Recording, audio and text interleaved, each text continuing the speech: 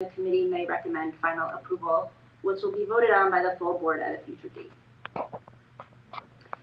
We also discussed a suggestion received by a community member regarding LifeVac units in all of our schools.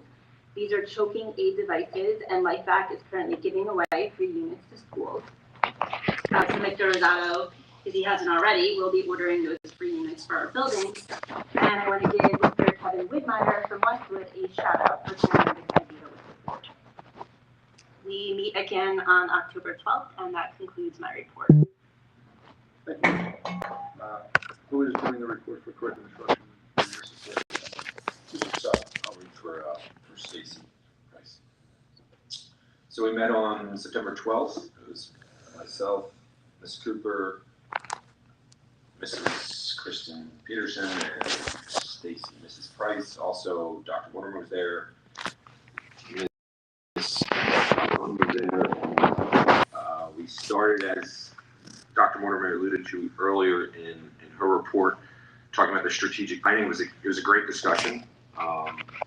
Dr. Mortimer seems to be very focused on objective measurements to move the district forward, not just looking at a bigger picture, but actual incremental objective measurement here so it can be tracked and continuously critiqued. I was a big fan of that, and the rest of the people involved really appreciated it.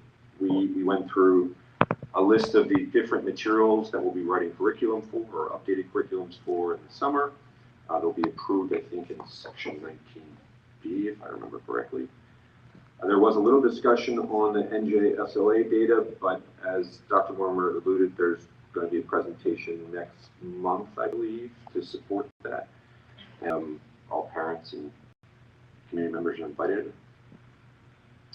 Board meeting. Then there's the health curriculum standards. So this one was not something I expected. There was a health curriculum standard that now needs to be incorporated that I guess was missed of some level. It's for 5th grade, unit 6, lesson 1. We have to incorporate, explain the relationship between sexual intercourse and human reproduction, and explain the range of ways pregnancy can occur, for example, IVF, surrogacy. You can imagine the discussion probably was a lot of questions, discussion around age appropriateness for teaching such things. So it was more to come on that, I believe, on the agenda somewhere. And then the health opt-out process in Genesis, the new process, we went through that, I believe.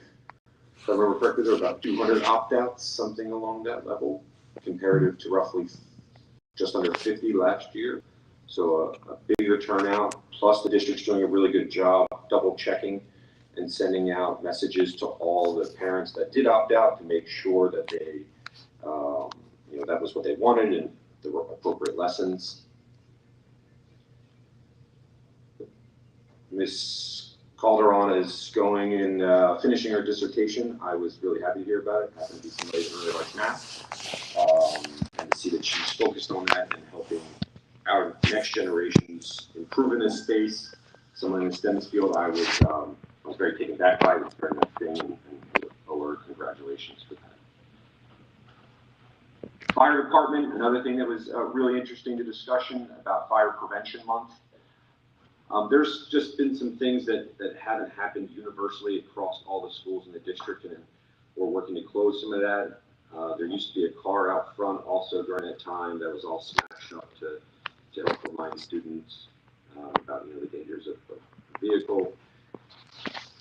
For George School, there is some movement there as well. They're looking for ideas to incorporate, either having fire trucks at the house or visit the firehouse, one or the other. So there's some ongoing discussions there to stay tuned to.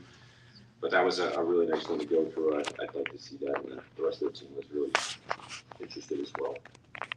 There was a bit of a discussion on items that came in from committee members related to lesson plan, not lesson plans, but items from Atlas, multi-curricular or multicultural history unit, ELA, usage of certain books and resources in there. There's a lot of explanation given. That was really good. I think one of the items that came from that is there is areas of focus in the school to ensure we incorporate books that are reflective of all cultures and inclusivity. And that concludes, I guess you could say we'll meet November 7th, or October 10th is the next meeting. And that concludes my report. Thank you, Mr. Casado. Negotiations, Mrs. Pearson? Thanks. So negotiations committee has not met since the last board meeting. Our next meeting is scheduled for October 11th, which, as I mentioned in the last meeting, was the first date the state mediator had available. So we'll provide an update after that, and that concludes my report. Thank you. Health curriculum ad hoc, Mr. Freeman. Thank you. On September 12th, the ad hoc committee met. The meeting attendees included Ms. Munson, Ms. Pearson, Ms. Cooper, Dr. Moore, and myself. The first order of business discussed was around the ad hoc and transparency within the community. One of the board goals this school year is to create a quarterly newsletter way to better communicate with the district. The ad hoc health committee agreed to utilize the newsletter to highlight the accomplishments of the ad hoc over the last several months. Second order of business discussed was the success of the enhanced opt-out platform. The enhanced opt-out process will be one of several accomplishments highlighted in the upcoming newsletter. Along with the enhanced opt-out platform,